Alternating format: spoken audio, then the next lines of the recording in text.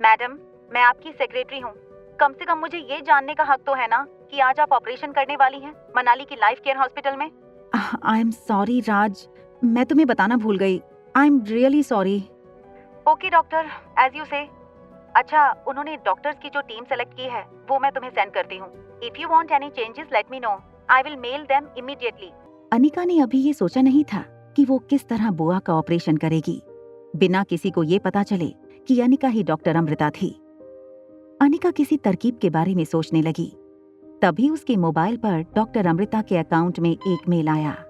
List में कामिनी गुलेरिया का भी नाम शामिल था। अनिका को ज्योति बुआ का ऑपरेशन कामिनी के साथ मिलकर करना था। अनिका के पास ऑप्शन था कि वो डॉक्टरों की लिस्ट से कामिनी का नाम हटा दे, मगर ऐसा करने का उसके पास कोई वैलिड रीजन नहीं था।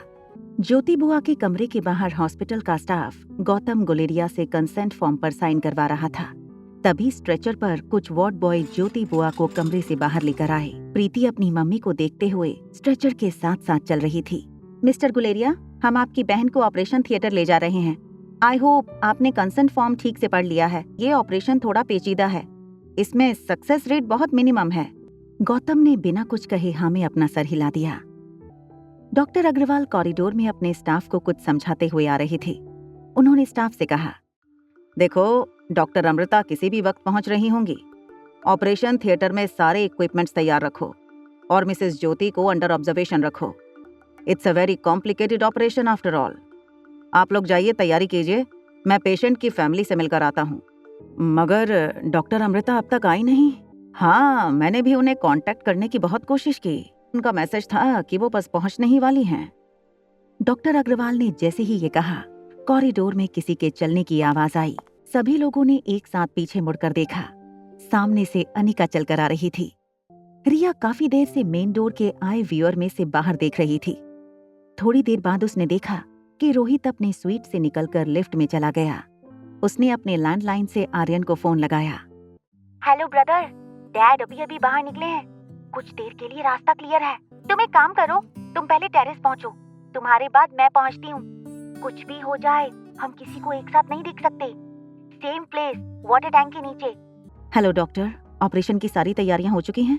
तुम्हें कैसे पता कि आज ज्योति का ऑपरेशन है? वो मैंने ही तो उन्हें रिक्वेस्ट की थी आने के लिए।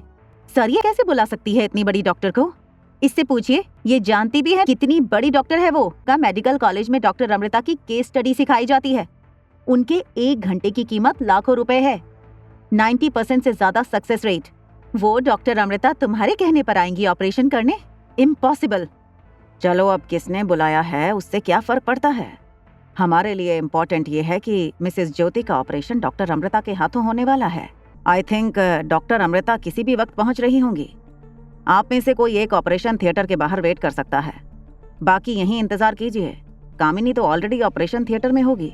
प्रीति बेटा, तुम जाओ, तुम्हारी माँ के लिए तुम ही उसकी हिम्मत हो। वाटर टैंक के नीचे आर्यन रिया का इंतजार कर रहा था। आर्यन को रिया के जूते दिखाई देने लगे। रिया ने झुककर वाटर टैंक के नीचे देखा तो आर्यन ने उसे अंदर से ही हाथ उठाकर हाय कहा। इशारे से रिया ने उसे चुप रहने का इशारा किया। आर यू श्योर कि तुम मेरी बहन हो? आई एम वेरी श्योर, तुम ही मेरे जुड़वा भाई हो जो मम्मा से कहीं गुम हो गए थे। आर यू श्योर हम भाई बहन हैं? अगर हम भाई बहन नहीं हैं, तो हम दोनों की शक्ल क्यों मिलती है? तुम्हारी आंखें मम्मा जैसी हैं और मेरी नाक डैडी जैसी। तुम्हारी हरकतें मम्मा जैसी हैं और मेरी कुछ कुछ डैडी जैसी। बताओ, इतने सारे कोइंसिडेंसेस कैसे हो सकते हैं?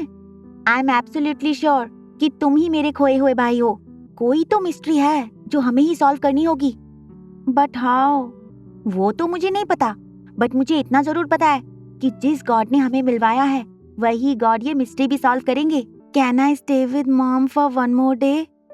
Okay, you can stay with mom for one more day and I will stay with dad for one more day. Anika तुरंत कैबिन के अंदर चली गई। उसने पीपीई किट पहनना शुरू कर लिया। फिर उसने चेहरे पर ऑपरेशन मास्क लगा लिया। पीछे से कैबिन का दरवाजा खुला। इससे पहले कि कोई अनिका को देखे, वो आईने के पास वाली अलमारी के पीछे छुप गई।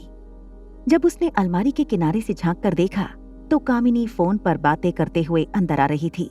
देखो पूजा, सारे फ्रेंड सर्कल में कह देना कि आज मैं कितना बड़ा ऑपरेशन करने वाली हूँ। और सुनो, खास कुणाल को भी इस बात का पता चलना चाहिए, ये भूलना मत। चलो अब मैं फोन रखती हूँ, सब लोग मेरा इंतजार कर रहे होंगे। Wish me luck. कामिनी ने पीपीई किट पहनना शुरू कर लिया। पीपीई पहनने के बाद कामिनी ने फिर से अपनी सेल्फी निकाली। कामिनी अपने दोस्तों में शो ऑफ करने में लगी हुई थी। थोड़ी देर में कामिनी कैबिन से निकलकर ऑपरेशन थिएटर की ओर चली गई। तब अनिका अलमारी से बाहर निकली। उसने अपना पर्स और फोन पीपीई किट की जेब में रख दिए।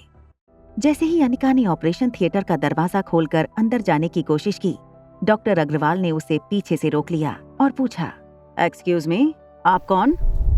आगे की कहानी जानने के लिए देखें अगला एपिसोड सिर्फ पॉकेट एफएम के यूट्यूब चैनल पर। और एक लड़की को देखा तो के सारे एपिसोड को सुनने के लिए डिस्क्रिप्शन में दी गई लिंक से डाउनलोड करें पॉकेट एफएम ऐप।